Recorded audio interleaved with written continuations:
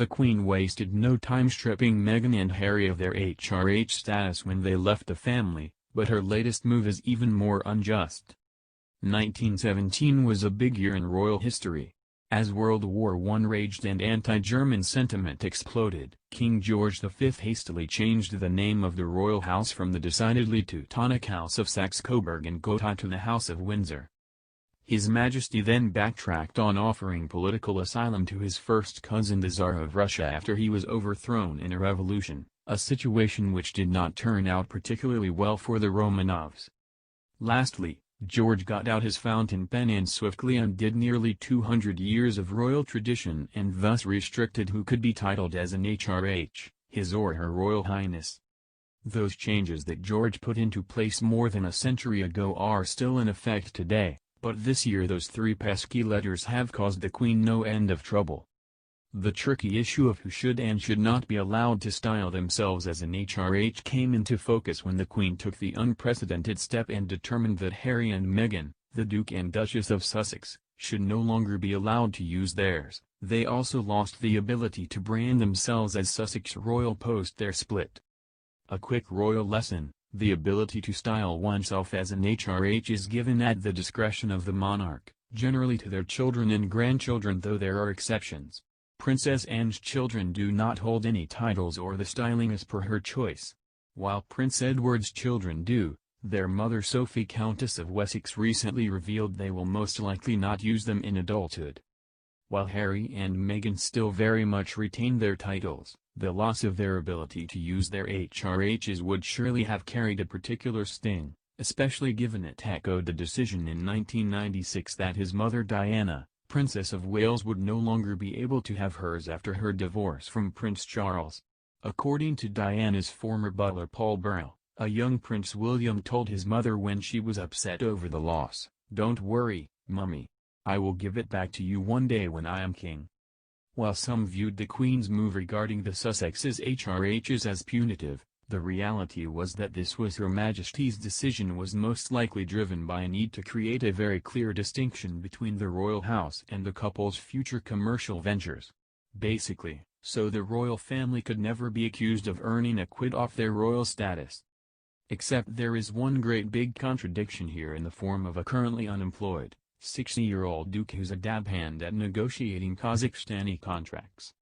Within days of Andrew settling into a gilt chair in November last year in a calamitous attempt to explain away his former friendship with Jeffrey Epstein, a convicted sex offender, he announced he was stepping from public life for the foreseeable future. Essentially, Andrew was being relegated to tough purgatory, left to while away the hours in his royal lodge, his 30-room house. And this is where the question of HRHs comes into play. If the Sussexes, now that they were no longer employees of the firm, are not allowed to use theirs, then why should Andrew, who is also not a working member of the royal family, still be allowed to use his HRH? For the Queen, this is a predicament where she cannot simply employ that powerful royal tactic of aloofly ignoring her son's shortcomings. If Andrew, who is currently spending his days as unofficial 2IC2 ex-wife Sarah Ferguson as she does her bit to help frontline workers, is allowed to continue to use his HRH despite no longer being a working Windsor, then it would immediately give rise to accusations of a double standard. If Her Majesty does not, in some fashion or another, address this contradictory situation, it will start to make her decision regarding the Sussexes look not only petty and deeply unjust, but it could take on a racist hue. However, the good news here is that for the Queen there is significant strategic value in stripping Andrew of his HRH. Over the course of nearly a decade, Andrew has managed to mire the royal family in a shocking, grimy saga courtesy of his ties to Epstein. He has become a global joke, the buffoonish, Cheshire cat grinning prince, the living embodiment of the egotistical, pompous royal who can't start the day without having his underpants ironed and 3 footmen on hand to deliver his Fruit Loops. If his mother were to decide that he could no longer use his HRH, it would be one concrete step she could take to placate the public who clearly thinks very, very poorly of this man. Current approval rating, 13%. If Andrew were to lose this honorific, It would signal that he has paid a price besides being denied the opportunity to open regional golf courses on behalf of the Queen and get to spend so much time doing whatever it is he does when he pops over to Bahrain.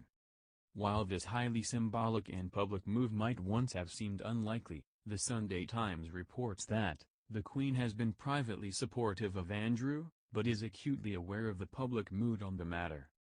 According to the report, senior courtiers were dismayed at Andrew's recent legal war of words with U.S. prosecutors hoping to interview him about Epstein. Nor were they reportedly impressed that this was all going at the same time as the Duke of Edinburgh's 99th birthday. A source told the Sunday Times, "The idea that the Queen will simply indulge Prince Andrew is wide of the mark. Her patience has been wearing thin for a long time. She had resisted this slimming down of the monarchy, but it's fair to say she is not now standing in the way of it in her lifetime." While Andrew might be the Queen's favorite child, Her Majesty is by all accounts a pragmatic leader. As the world wrestles with centuries of racial injustice and prejudice and with a global conversation raging about inequality, surely the Queen will be on the right side of history.